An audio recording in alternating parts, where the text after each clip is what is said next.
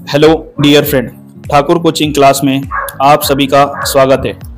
Dear friend, आज हम Maharashtra state board class 6 subject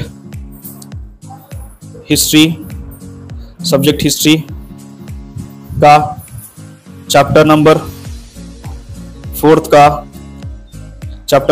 का लेक्चर नंबर 3 आज हम अटेंड करने जा रहे हैं। इस पर्टिकुलर लेक्चर में फ्रेंड हम वैदिक टाइम पीरियड का या वैदिक टाइम के family system and day to day life point को कवर करेंगे। देखिए, मोस्ट इंपॉर्टेंट फ्रेंड, मैं आपसे बात कहना चाहूँगा कि जब ये पर्टिकुलर लेक्चर में स्टार्ट करूँ तो आप अपने क्लास 6 की हिस्ट्री सब्जेक्ट की टेक्स्ट बुक आप अपने साथ में रखें, ताकि जो भी मैं आपको कंसेप्ट ऑफ नॉलेज यहाँ पे बता रहा हूँ, सिखा रहा हूँ, वो आपको बेटर अंडरस्टैंड हो, अच्छे से समझ में। उसके बाद में सेकेंड थिंग ये कहना चाहूँगा फ्रेंड, आप अपने क्लास की हिस्ट्री सब्जेक्ट की नोटबुक भी आप अपने साथ में रखें, ताकि जो आपको पर्टिकुलर पॉइंट इंपॉर्टेंट लगे या आपको जो समझ में ना रहा हो तो उसे आप हिस्ट्री सब्जेक्ट के नोटबुक में आप नोट डाउन करते चले, रिकॉर्ड करते चले, ताकि एग्जाम के सामने आपको रिवीजन करने के टाइम पे दिक्कत ना हो। देखिए, वैदिक टाइम पीरियड का family system and day to day life कैसी थी, इसके ऊपर आज के ये पॉइंट पे हम फोकस करते हैं। देखिए friend, joint family system was a prevalently in the Vedic period. अब देखिए फ्रेंड, जो वैदिक टाइम पीरियड था या वैदिक लिटरेचर का जब टाइम था, तो ऐसा कहा जाता है दैट टाइम जो फैमिली सिस्टम था वो कौन था, कैसा था? जॉइंट फैमिली सिस्टम था। मतलब कि जॉइंट फैमिली सिस्टम अगर से आप देखोगे तो फ्रेंड, वहां पे एक ही परिवार के सभी एक से ज्यादा मेंबर आपको देखने को मिलेंगे। जैसे कि द गृहपति was the head of family. अब इसे जो गृहपति होता था, मतलब कि जॉइंट फैमिली सिस्टम रहता था ना, उसमें गृहपति रहता था फ्रेंड। वो गृहपति क्या रहता था? फैमिली का हेड रहता था, या मुखिया जिसको कहा जाता है, और जिसके ऊपर घर को में जो इंपॉर्टेंट डिसीजन रहते थे उसमें उसका एक मेन रोल रहता था। और सभी जो फैमिली प्लानिंग रहती थी, जिसमें मेन डिसीजन लेने का जो काम करता था गृहपति करता था, जो कि एज अ हेड रहता था, a man are responsible for his family. और देखिए फ्रेंड, ये टाइम पे जो आदमी रहते थे, गृहपति एक आदमी ही रहता था, मैन रहता था, क्योंकि दैट टाइम ऐसा कहा जाता है वैदिक लिटरेचर टाइम पे जो मैन प्रथा या मैंस को इंपॉर्टेंट दी जाती थी और उसी को ही गृहपति बनाया जाता था और उसी के अराउंड पूरे डिसीजन लिए जाते थे। His family included his old parent. अब ये जो फैमिली रहती थी, इसमें जो गृहपति रहता था, यानी कि घर का जो मुखिया रहता था, एक यंग बॉय रहेगा जो कि घर को पूरा संभालेगा, कंट्रोल करेगा। उसके मॉम और डैड उसमें रहते थे। उसके बाद में his family including his old own parent and wife and children. उसके बाद में उसके घर में कहा जाता है उसकी वाइफ भी रहती थी साथ में, और उसके जो बच्चे हैं वो भी साथ में रहते थे। इस तरह से जॉइंट फैमिली सिस्टम रहता था। And also families of the children. अब उसके जो बच्चों के जो बच्चे रहते थे वो भी उसी घर में रहते थे या उसी परिवार में रहते थे। वो इस तरह से जॉइंट सिस्टम था। The younger brother and their families. और उसी के साथ जो फैमिली का गृहपति रहता था, ये जो मुखिया रहता था, हेड रहता था, उसका जो भाई रहता था और उसकी जो फैमिली रहती थी, इसमें ये भी उसी के साथ रहती थी, कहा जाता है। इस तरह से वैदिक लिटरेचर के टाइम पे फैमिली साथ में जॉइंट फैमिली आपको देखने को मिलेगी। The family system was a patriarchal, मतलब कि पितृसत्ता से रिलेटेड था। मतलब कि देख रहे होंगे आप, पेट्रियार्चल मतलब कि वो पितृसत्ता या पितृत्व से रिलेटेड कहे जाएंगे, जिसमें कि जो मैन रहता था उसी को ही सारे डिसीजन लेने के और उसी को ही पूरे काम करने के या राइट्स दिए गए थे। In the initial period that time, initial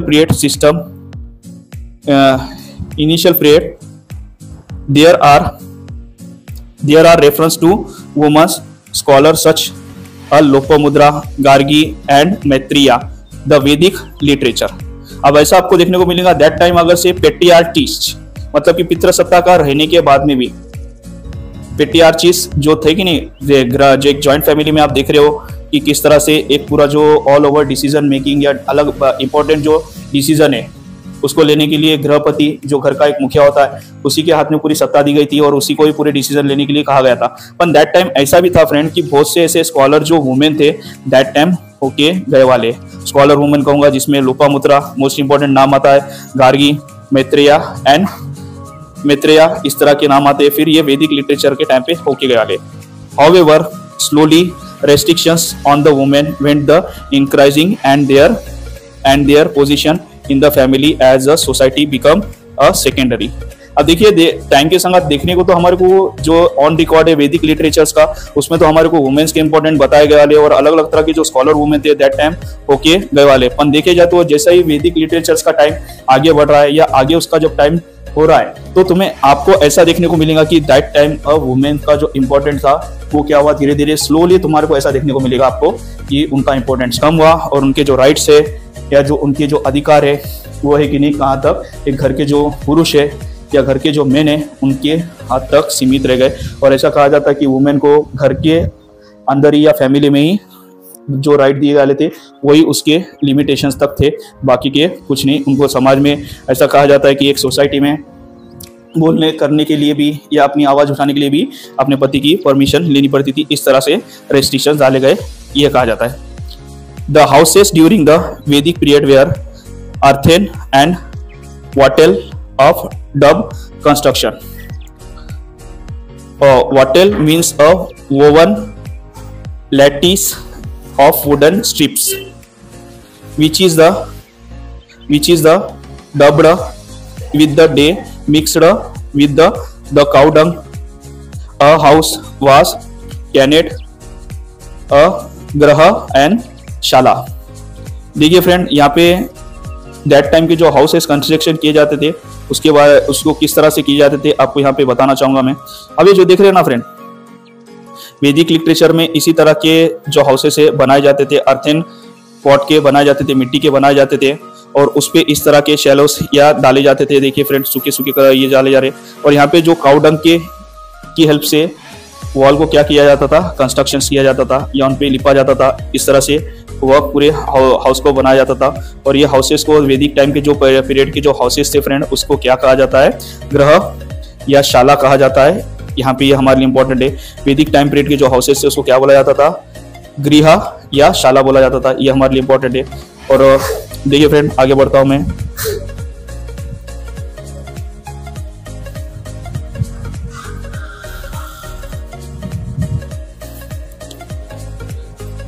The diet of the people mainly consisted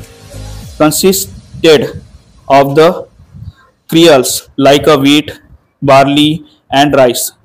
अब देखिए यहाँ पे जो दैट टाइम के जो पीपल्स थे वो क्या खाते थे, बार्लीस, गेहूँ, ज्वारी, इस तरह के। और बार्ली जिसको कहा जाता है वो मेनली खाते थे, अपने डाइट प्लान में उनका इन्वॉल्व था friend. This the made a different preparations word like अ यावा, गोधूम, विरी एक्सेट्रा। इस तरह के वो अपने खाने में खाते थे फ्रेंड। अब देखिए जिसको क्या कहा जाता है वैदिक काल में जो या वैदिक वाड़म में यम, गोमुद, वीर्य, ये सार के शब्द या वर्ड्स हमारे को देखने को मिलते हैं या पाए जाते हैं, जो कि नहीं उनके डाइट प्लान के बारे में या डाइट में उन्होंने किस तरह से खाते थे ये बताते हैं। Be the found the Vedic literature. यावा मीन्स बार्ली। अब यावा मीन्स को क्या बोला जाता है, यावा को ही क्या बोला जाता है, बार्ली बोला जाता है। और देखिए फ्रेंड, गोधूम को ही क्या बोला जाता है, वीट बोला जाता है यानी कि गेहूं बोला जाता है। व्रीहि को ही क्या बोला जाता है, राइस बोला जाता है यानी कि चावल बोला जाता है उसको। इस तरह से आपको जानकारी या नॉलेज आपको मिलता है, वहां पे देखने को मिलता है।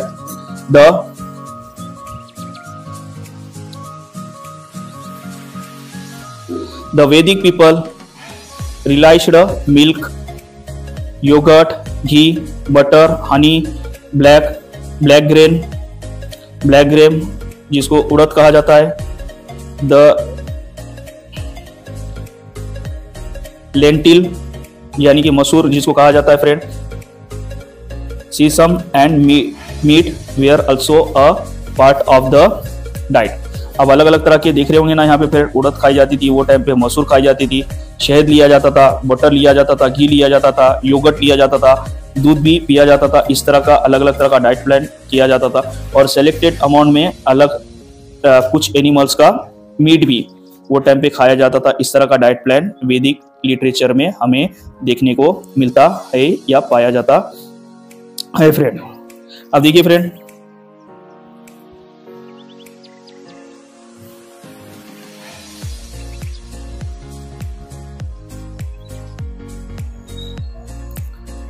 देखिए friend, people in the Vedic period used cotton and wooden garment. अब देखिए फ्रेंड, दैट टाइम वैदिक जो लिटरेचर का टाइम था, उस टाइम पे के जो पीपल्स थे वो खास करके वुडन के मतलब कि ऊन के बने हुए कपड़े और एक नहीं कपास के यानी कि कॉटन के बने हुए कपड़े पहनते थे। ये यहाँ पे हमारे को प्रमाण ग्रंथों में वगैरह देखने को मिलता है। उसी के साथ they also used wools cloth made from the brass trees. अब जो है कि नहीं जो झाड़ों के साली से या बर्क से जो कपड़े बनते थे वो भी दैट टाइम पहनते थे, ऐसा हमारे को प्रमाण मिलता है या देखने को मिलता है। Similarly animal skin were used as a clothing. और उसी के साथ साथ हमें ऐसा भी देखने को मिलता है कि जो एनिमल के अलग अलग तरह के जो चमड़ी रहती थी या स्किन रहती थी फ्रेंड, उनको यूज़ करके भी क्लॉथ बनाए जाते थे और वो क्लॉथ दैट टाइम पीपल्स पहनते थे या यूज़ करते थे। यह हमारे को वहाँ पे के प्रमाण में अलग अलग तरह के बुक में लिखे हुए प्रमाणों के एविडेंस से मिलता है। Man and women use ornament of gold, flower, garland, string made of beads etcetera. अब देखिए दैट टाइम मेन और वुमेन अलग अलग तरह के ऑर्नामेंट्स मतलब कि अलग अलग तरह के जेम्स एंड ज्वेलरी अपने पहनते थे या उन्होंने यूज़ करते थे दैट टाइम फैशंस के टाइम पे। अगर से ट्रेंडिंग ऑफ फैशंस कहेंगे तो दैट टाइम मेंस भी और वुमेन भी अलग अलग तरह की ज्वेलरी एंड जेम्स पहनते थे, जैसे कि गोल्ड्स की बनी हुई ज्वेलरी या फूलों के बने हुए गार्लैंड्स या फूलों के बनी हुई माला वो पहनते थे। अलग अलग तरह के मेड ऑफ द बीड्स थे मतलब कि वो जो बने वाले रस्सियाँ ये पहनते थे। A kind of pendant call it a nishkat sim have been a popular was the also used currency। अब उसके बाद में देखिए निष्का ये जो नाम की जो दागिना थी या ज्वेलरीज थी वो दैट टाइम बहुत ही पॉपुलर या है कि नहीं बहुत ही मशहूर थी कहा जाता है। और उसके लिए बाद में ये कहा जाता है कि इसका जो उपयोग है जो या यूज़ किया जाता था वो है कि नहीं परचेजिंग और है कि नहीं सेलिंग के टाइम पे भी किया जाता था, ये यहाँ पे बताया जा रहा है फ्रेंड हमें।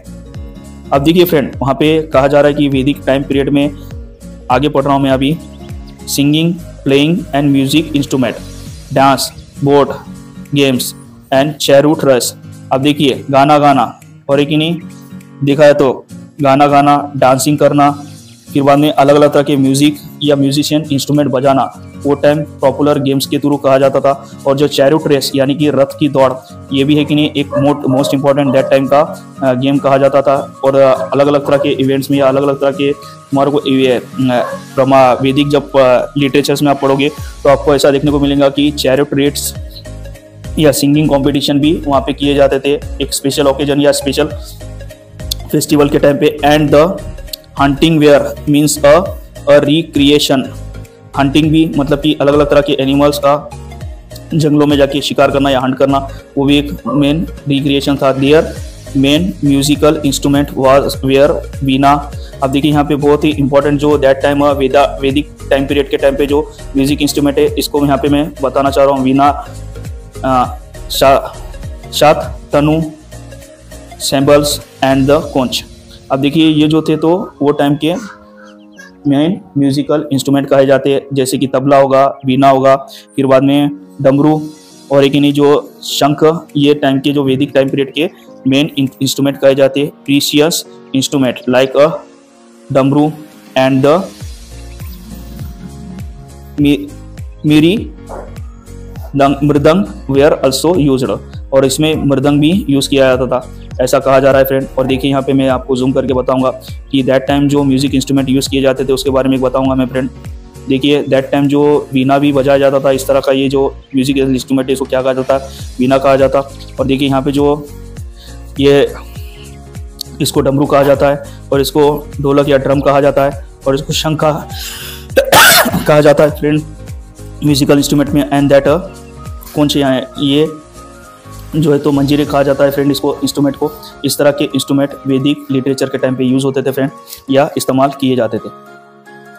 अब देखिए फ्रेंड ये जो पर्टिकुलर लेक्चर है मैं यहीं पे स्टॉप करना चाहूँगा। जब आपको अगले लेक्चर में नेक्स्ट लेक्चर में मिलेंगे तो एक नए पॉइंट और नए पॉइंट ऑफ कंसेप्ट से आपको मिलेंगे। इसी के साथ मैं आज का लेक्चर यहीं पे स्टॉप कर रहा हूँ फ्रेंड। आपको ये लेक्चर कैसा लगा हमें कमेंट के थ्रू या कमेंट में ज़रूर बताएं। अगर से इस लेक्चर से रिलेटेड आपको कुछ डाउट रहता है या प्रॉब्लम रहता है तो आप हमें कमेंट ज़रूर करें। आपके कमेंट का रिप्लाई देने की हम ज़रूर कोशिश करेंगे। और हमारे वीडियो को प्लीज़ फ्रेंड लाइक ज़रूर करें आपके एक लाइक से हमें इस तरह की वीडियो बनाने, इस तरह के एजुकेशनल वीडियो बनाने का इंस्पिरेशन मिलता है। और उसके बाद में ये वीडियो को ज़्यादा से ज़्यादा उन पीपल तक शेयर भी करें जिसको एजुकेशन की ज़्यादा ज़रूरत है। उसके बाद में हमारे चैनल को सब्सक्राइब भी ज़रूर करें। ठीक है फ्रेंड, बाय, टेक केयर।